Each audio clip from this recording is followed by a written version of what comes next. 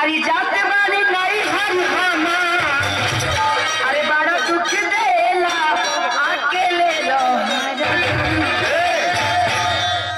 तोहरा से कहतरी हमार जब तक जवानी से प्यार कैलो बियाह के लिए लो हमार मम्मी पापा तोरे साथे हाथ धरैले लेकिन फिर भी हमार जिंदगी नरक कर दिया। अरे तोरा के कौन कमी है रे? तो सुना अरे जाते बारी नहीं हमी अरे बड़ा दुख देला अकेले अरे माई मत रोवा हो। अगर तू रोवे लगबो हमारो मन बड़ा दुखी हो जाए। अरे अकेले रहो रजू अरे बड़ा मजा लेला अकेले रहो रजू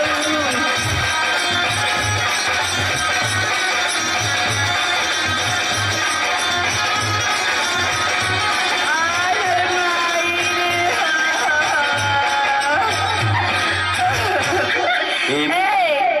तू बीजे रहता ना हम तोरा से कह दिली अब हमें घर में एक पल ना रहो।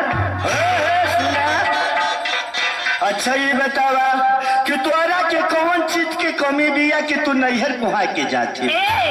हम जाए अपना नहीं हो काहे तू नैहर जाबी? आ तो अगर नैहर जाबी तो महू ससुरारी जाई।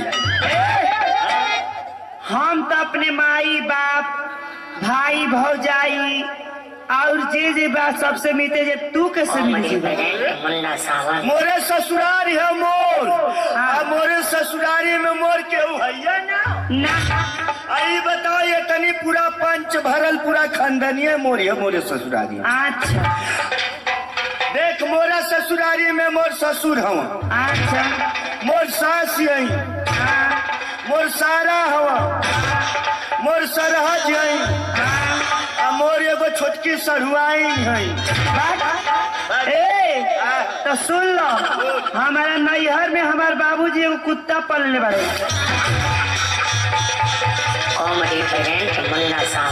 करे का हो आई बताओ कि तोर बाबूजी तोरे माई के छोड़ के कुकुर पगलाइल बड़ा का करे तो ही न कहती कि मोर बाबूजी कुकुर रखले ले। अरे रखले ना हुए पलले बारे पलले हाँ अच्छा तोरी के का कहूँ हम वो तो समझो कि तोर बाबूजी तोरे माई के छोड़ के कुकुर रखले पगलाइल बड़ा का हो तो ही न कहती है ऐसे न बोले के चाहे कि मोर बाबूजी एगो कुकुर पलले हो। सुना जे हमरे घरे अंची लोग जाला ओकरा के इतना भोकेला कि कपड़ा टन टन मथा ठप ठप। तोरे का हो आई बता कि तो के सरवा भोकेला। ए जी एक दिन हमसे बहुत बड़ा गलती हो गई रहे। रात होत रहे शाम के बेरा रहे और हम धीरे धीरे जात रहनी तब लगे कि हमार करेजा सन सन सन कर।